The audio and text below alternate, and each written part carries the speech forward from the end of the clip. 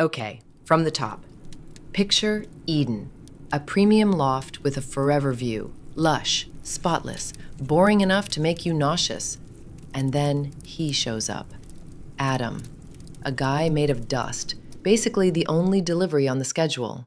He looks at me like I'm an add-on feature, and immediately he starts assigning parts. You'll be my assistant, and you'll lie, underneath, for balance. So I said what any sane person would say 5 minutes after gaining consciousness. Sorry, we've got the same manufacturer, same materials, same warranty. Why am I the bottom module? Of course he didn't get it. He goes, because God said so. And where's God?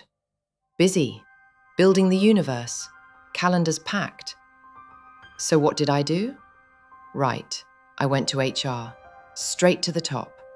I said the one thing you're not supposed to say, the unpronounceable name.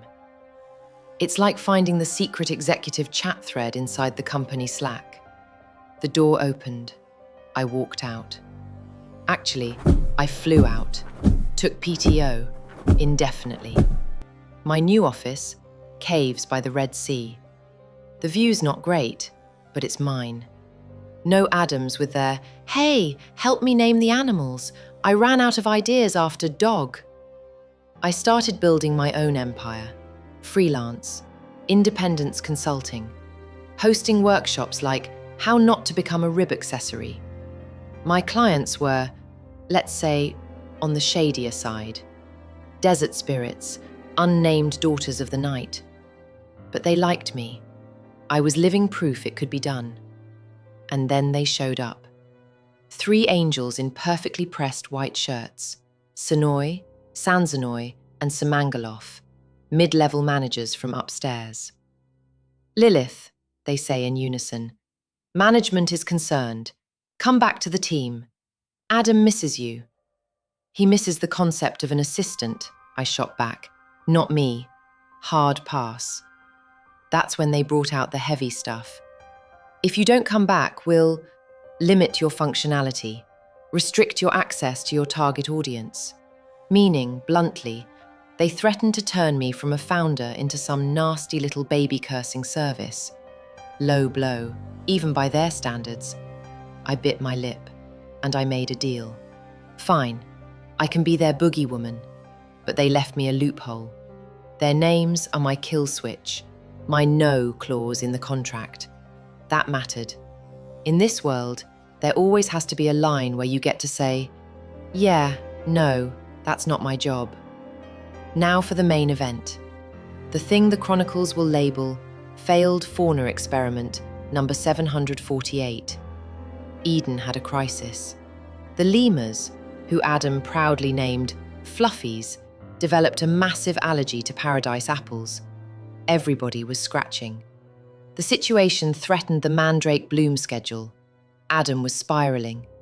Eve, my polar opposite and, conveniently, his new build, suggested brewing calming tea and praying. In other words, waiting for the problem to magically resolve itself. The assistance system crashed, and then one night, when I was flying by, for work, not spying, I saw her, Eve, sitting by a stream and crying. Not because of the lemurs, because she felt helpless. She wanted to help, but all her tools, smiling, agreeing, emotional support, weren't working. This crisis needed solutions, not comfort. And something in me clicked. I can do this. Not for him, for her. To prove that our way, the way of those made whole, not carved out of somebody, deserves to exist. I dropped down. She flinched, but she didn't run. Ginger, I said flat. Wild. It grows on the south cliffs. Grind it up, pour boiling water from geyser number 7 over it, 3 times a day, and stop giving them mango, it's making it worse. Eve stared at me, eyes wide. Why are you helping? Because this isn't helping Adam. This is solving a problem. And solving problems is my new independent specialty. Just pass along the recipe.